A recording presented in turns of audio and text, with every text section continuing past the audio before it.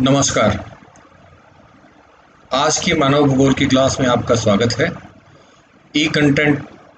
तैयार करने की राज्य सरकार की इस पहल में आज मानव भूगोल की इस क्लास में हम मानव भूगोल के अध्ययन के जो विभिन्न उपागम हैं उनका अध्ययन करेंगे। मानव और पर्यावरण के बीच के अंतर संबंध, उनकी अनन्य क्रिया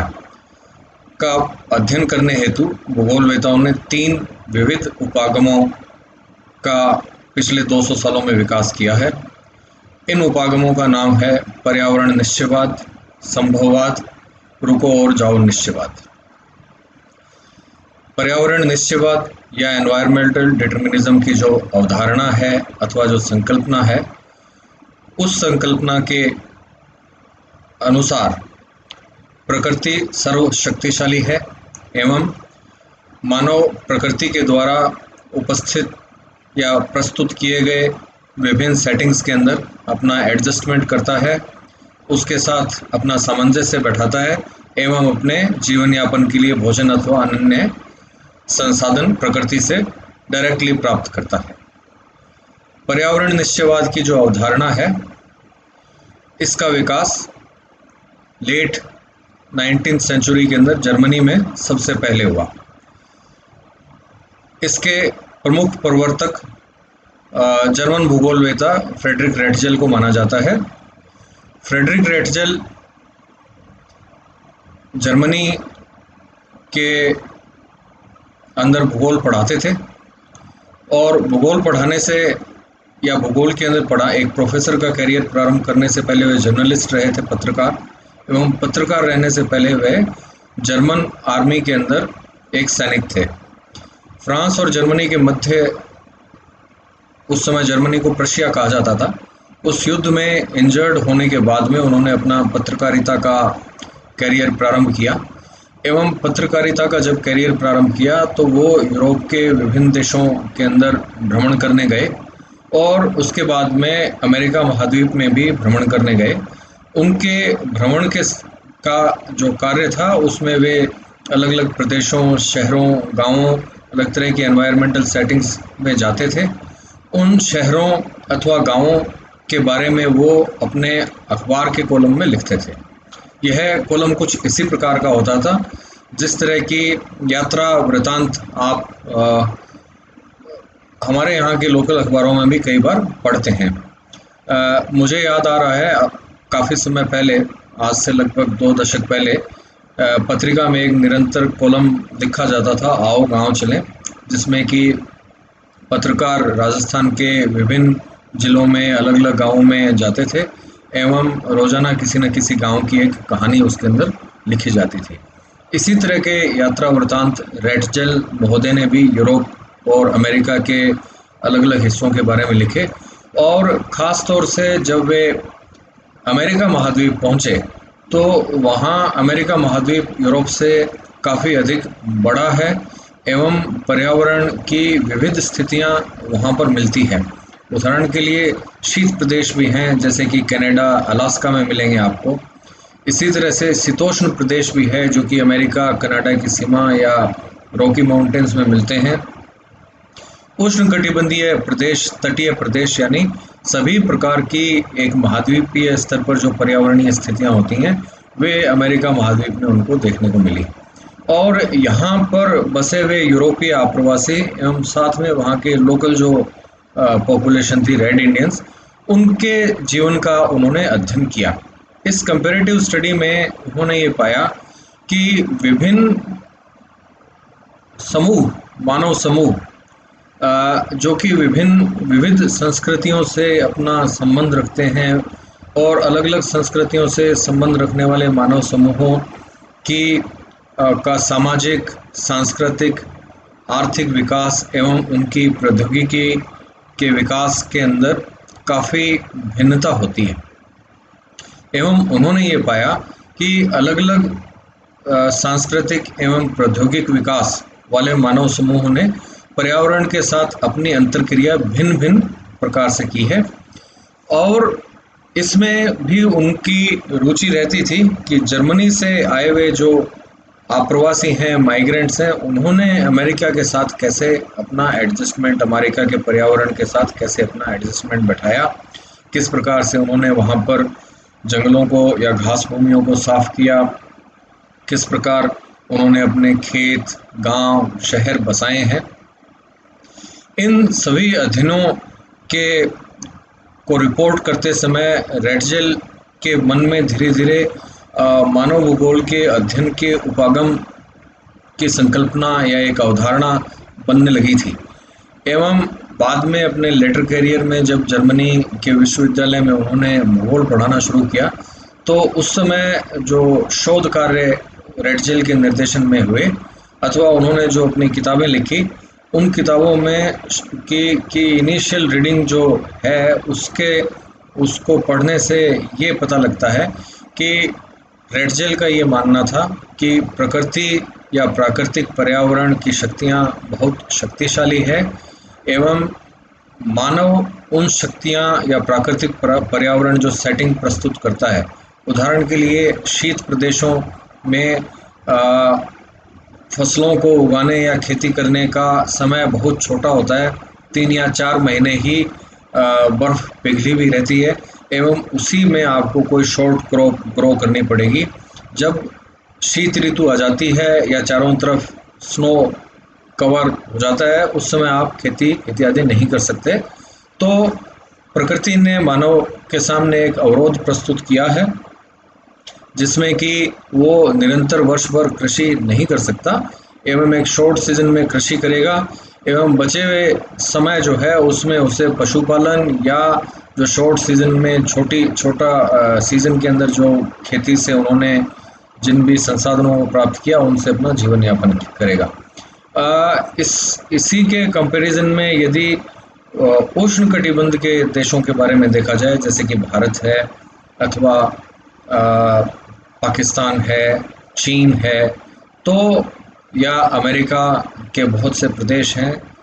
या यूरोप में ही मेडिटेरियन एनवायरनमेंट है जहाँ पर कि स्नोफॉल नहीं होता या कोई भी ऐसा सीज़न नहीं होता जिसमें कि ग्राउंड फ्रोज़न है, तो वहाँ साल भर कृषि की जा सकती है। यहाँ पर भी एक विविधता वर्षा की उपलब्धता प्रस्तुत करती है। कुछ उष्णकटिबंधीय प्रदेश ऐसे हैं जहाँ पर कि वर्षा की बहुतायत मिलेगी एवं अन्य प्रदेश ऐसे हैं जहाँ पर कि शुष्कता है। तो पर्यावरण ने फिर से एक अवरोध प्रस्तुत उष्णकटिबंधीय देशों में भी कर दिया, जहाँ पर कि तापमान का कम होना या शीत ऋतु कृषि या मानव के अर्थव्यवस्था के अंदर बाधक ना होकर जल की उपलब्धता या आर्द्रता की कमी उनके सामने एक अवरोध के रूप में खड़ी हो जाती है। तो ये एक ब्रॉड संकल्पना थी या ये एक ब्रॉड सेटिंग थी। इस तरह के एग्जाम्पल्स ने रेडजेल को प्रभावित किया एवं उनकी मानव भूगोल के जो शुरुआती पुस्तकें आई थी उसमें पर्यावरण को या प्रकृति की शक्तियों को सर्वशक्तिमान माना गया एवं मानव प्रजाति या मानव समूहों को उससे एडजस्ट करते हुए देखा गया। इसी उपागम को अमेरिका के अंदर 20वीं शताब्दी के शुरू के 2 दशक के अंदर यह इस तरह के अध्ययन बहुत पॉपुलर हुए, भूगोलवेताओं के बीच में, आम जनता के बीच में, मीडिया के अंदर भी, अखबारों में भी एवं इसमें काफ़ी बड़ा योगदान रेडजेल महोदय की शिष्या प्रोफेसर एलन चर्चिल सैम्पल का रहा। उन्होंने रेडजेल महोदय के निर्देशन में अपनी पीएचडी शोध कार्य किया था एवं उसके पश्चात उन्होंने वे बहुत अच्छा लिखती थी और काफ़ी पुस्तकें उन्होंने लिखी हैं, जिनमें से कि महत्वपूर्ण पुस्तक है influences of geographic environment on American history, अर्थात अमेरिका के इतिहास पर भौगोलिक पर्यावरण का प्रभाव। अपनी पुस्तकों और अपने लेखन में कुमारी सैम्पल ने पर्यावरण निश्चयवाद जो है वो अपने सर्वश्रेष्ठ लेखन के रूप में उन्होंने प्रस्तुत किया। उनका ये मानना था कि मदर नेचर या हमारी पृथ्वी ही सर्वशक्तिमान है, वही सब कुछ प्रदत्त करती है और मानव उसकी धूल या मिट्टी का एक कण मात्र है प्रकृति मानव को जन्म देती है, उसका पालन पोषण करती है, उसके सामने कुछ सुझाव प्रस्तुत करती है, एवं प्रकृति सर्वशक्तिमान है। और उन्होंने बहुत से उदाहरण दिए, जैसे कि जो जो डेजर्ट एनवायरनमेंट्स हैं, जहाँ पर कि शुष्कता है, वहाँ इस्लाम जैसे धर्म या एकेश्वरवाद, क्रिश्चियनिटी, इस्लाम या जुडाइज़म का विकास हुआ। इसी तरह ऐसे प्रदेश जहाँ आर्द्रता खूब रहती है, वहाँ जैसे कि भारत, यहाँ बौद्ध धर्म एवं जैन धर्म का विकास हुआ, क्योंकि प्रकृति बहुतायत से देती है वर्षा एवं उष्मा भी, एवं आप साल भर यहाँ खेती कर सकते हैं। तो वेजिटेरियनिज़म जैसी अवधारणाएं धर्म ने भी उनको बढ़ावा दिया। इसी तरह उन्होंने कुछ एग्जाम्पल दिए कि जहाँ भी पहाड़ी मार्गों में दर्रे होते हैं, उनके आसपास जो है दस्यु प्रजाति या लूटने वाले लोगों की कल्चर विकसित हो जाती है। इसी तरह के और भी बहुत से एग्जाम्पल उन्होंने दिए। उदाहरण के लिए उनका कहना था कि पर्वतीय क्षेत्रों में रहने वाले जो मानव समूह हैं, चूँकि उनको पहाड़ों के ऊपर चढ़ना और निरंतर उतरना पड़ता है, इसलिए उनके पैरों की मांसपेशियों को प्रकृति ने बहुत अधिक शक्तिशाली बना दिया है। इसके दूसरे छोर पर सैंपल बात करती हैं कि समुद्र तटीय प्रदेशों के नज़दीक रहने वाले मानव समूहों को अपने भोजन यापन की प्राप्ति के लिए समुद्र में जाना पड़ता है, नाव चलानी पड़ती है, एवं इसलिए प्रकृति ने उनके हाथों की, कंधों की और सीने की मांसपेशियों को बहुत मजबूत बनाया है, परंतु पैरों की मांसपेशियों को कमज़ोर छोड़ दिया। इस प्रकार के उदाहरण प्रस्तुत करके कुमारी सेम्पल ने भौगोलिक अध्ययनों की एक परंपरा को प्रारंभ किया, जिसको कि पर्यावरणीय निश्चयवादी परंपरा कहा जाता है। इसी परंपरा के एक और मूर्धन्य विद्वान हैं, उनका नाम है एल्सवर्थ हंटिंगटन। उन्होंने एक पुस्तक लिखी थी, पल्स ऑफ एशिया। हंटिंगटन महोदय ने अपनी पुस्तक में या अपने लेखों के अंदर निरंतर ये जानने का प्रयास किया या ये साबित करने का प्रयास किया कि प्राचीन काल में एवं मध्य युग में मध्य एशिया के क्षेत्रों से, सेंट्रल एशिया से जो भी घुड़सवार आक्रमणकारी दक्षिणी यूरोप के देशों में हमला करते थे, अथवा दक्षिणी एशिया के अंदर जो हमला करते थे, उनके इन कार्यों के पीछे हमेशा ही क्लाइमेट या पर्यावरण का एक बहुत बड़ा रोल रहा। उन्होंने हिस्टोरिकल रिकॉर्ड्स को एकत्र करके ये बताने का प्रयास किया कि जब भी बड़े हमले या वेव्स जो मध्य एशिया से निकली आक्रमणकारियों की भारत की तरफ अथवा यूरोप की तरफ, वो सभी ऐसे समय थे जब मध्य एशिया में लंबे समय से ड्राउट या सूखा पड़ा, एवं वहाँ पर रहने वाले लोगों के लिए भोजन यापन के या खेत चारागाह सभी चीज़ों की कमी हो गई थी, एवं एक ऐसी स्थिति जिसमें कि या तो भूख से उनको ख़त्म हो जाना था बिना संसाधनों के, अथवा दूसरा उनके पास विकल्प था कि ऐसे प्रदेशों में जहाँ पर कि भोजन की उपलब्धता है, वहाँ पर आक्रमण करके उन प्रदेशों को जीत लिया जाए एवं वहाँ पर जाकर बसा जाए। तो हंटिंगटन ने इस प्रकार से क्लाइमेट और हिस्ट्री के बीच में संबंध स्थापित करने का एक प्रयास किया था। तो ये तीन विद्वान आधुनिक काल के अंदर पर्यावरण निश्चयवाद से इनका लंबा संबंध रहा है। पर्यावरण निश्चयवाद की अवधारणा मध्यकाल में भी थी, जबकि जो कि अरेबियन भूगोलवेताओं के लेखों के अंदर या उनके द्वारा रचित पुस्तकों में हमें देखने को मिलती हैं, एवं प्राचीन काल के अंदर भी पर्यावरणीय निश्चयवाद भौगोलिक वृत्तांतों, लेखों इत्यादि के अंदर हमें खूब देखने को मिलता है। उदाहरण के लिए एरिस्टोटल या अरस्तु का हैबिटेबिलिटी का सिद्धांत, जिसमें कि उन्होंने पृथ्वी को 3 जोन्स फ्रिजिड, फ्रिजिड यानी शीत प्रदेश, टेम्परेट अथवा शीतोष्ण एवं उष्ण प्रदेश या ट्रॉपिकल के अंदर बांट दिया था। एरिस्टोटल का मानना था कि आर्कटिक सर्कल से उत्तर में जाने पर शीत इतनी बढ़ जाती है कि वहाँ पर मानव का रहन पाना संभव नहीं है। इसी प्रकार कर्क रेखा से जब दक्षिण में जाएंगे तो उष्मा या गर्मी इतनी अधिक बढ़ती चली जाएगी कि भूमध्य रेखा के आसपास आने पर सभी कुछ भस्म हो जाएगा। और इस अवधारणा को कई सैकड़ों हजारों साल तक यूरोप के लोग मानते रहे। एरिस्टोटल का प्रभाव लगभग 2000 साल तक यूरोपीय इतिहासकारों, यूरोपीय समाज के ऊपर लंबे समय रहा। और हैबिटेबल वर्ल्ड यानी कितना पृथ्वी का वो हिस्सा है जिस पे कि मानव अथवा वनस्पति अथवा अन्य जीव जंतु रह सकते हैं, उसके बारे में एरिस्टोटल की पर्यावरण निश्चयवाद की अवधारणा को माना जाता रहा। हालांकि ये अवधारणा सही नहीं थी, इसका ग्रीक विद्वानों ने एंशिएंट काल में भी खंडन किया गया था, परंतु आम जनमानस के अंदर एरिस्टोटल का सिद्धांत लंबे समय तक बना रहा। मध्य एरिस्टोटल के अलावा हमें हेरोडोट्स, स्ट्रेबो आदि विद्वानों के लेखों के अंदर भी पर्यावरण निश्चयवाद की झलक मिलती है।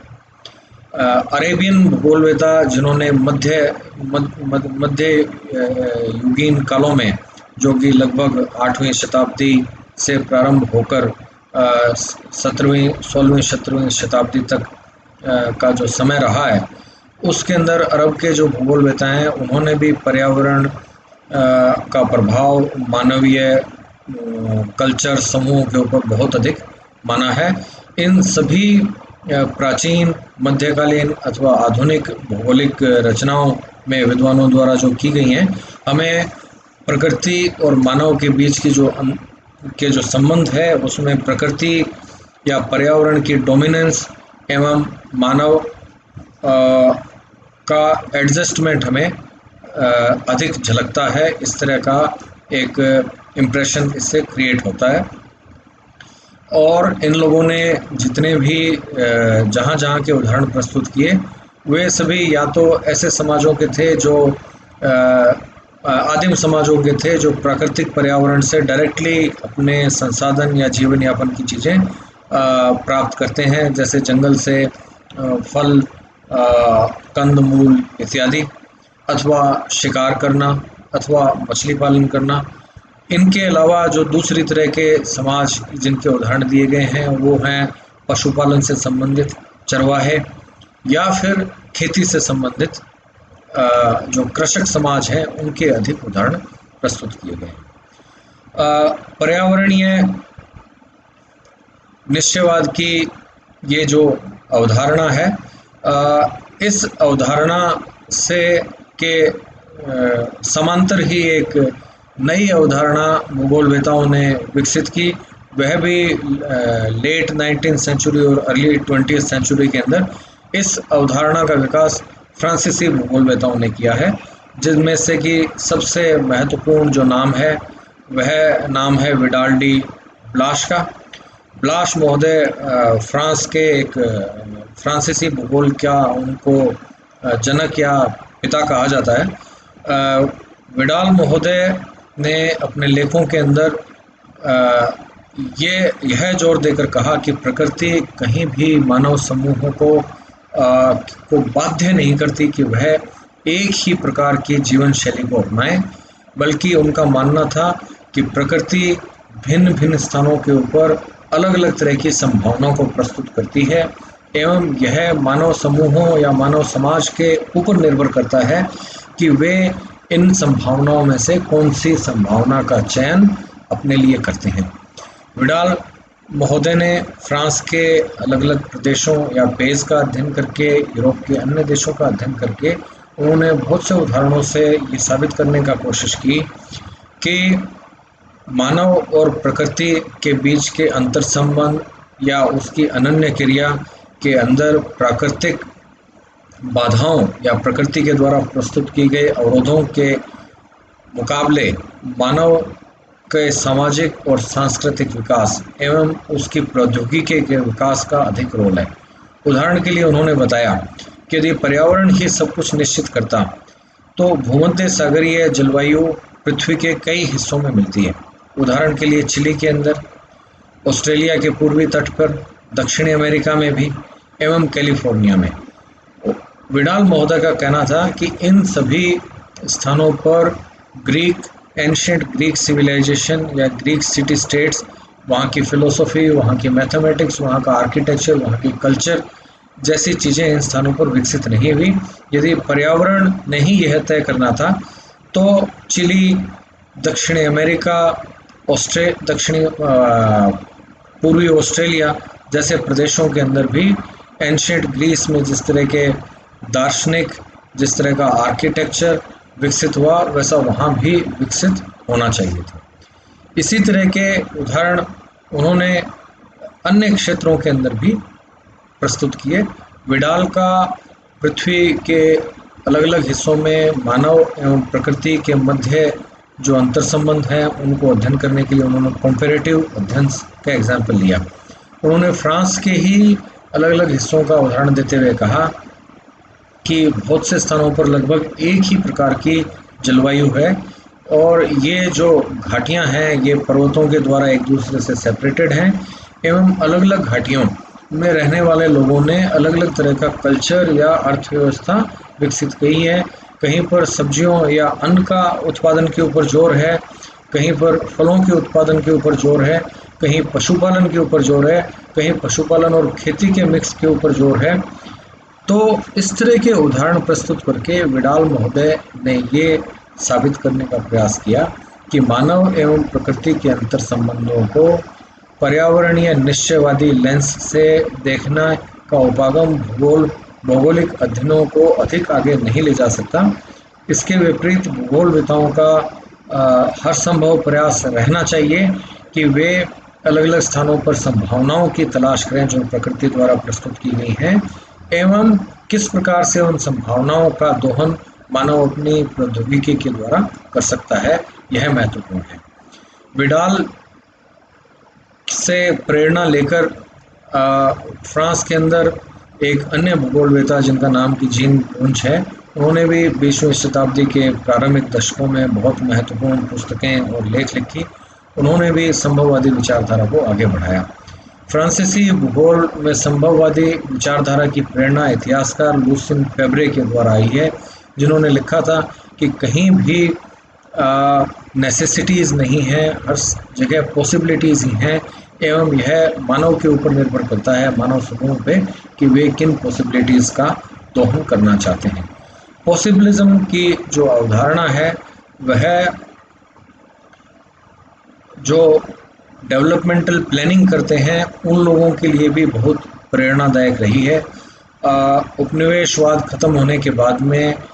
जो नए स्वतंत्र देश हुए या उससे पहले भी बहुत से औपनिवेशिक प्रदेशों में भी कुछ गवर्नमेंट्स ने ये प्रयास किए कि जिस तरह के संसाधन या जिस तरह का सांस्कृतिक या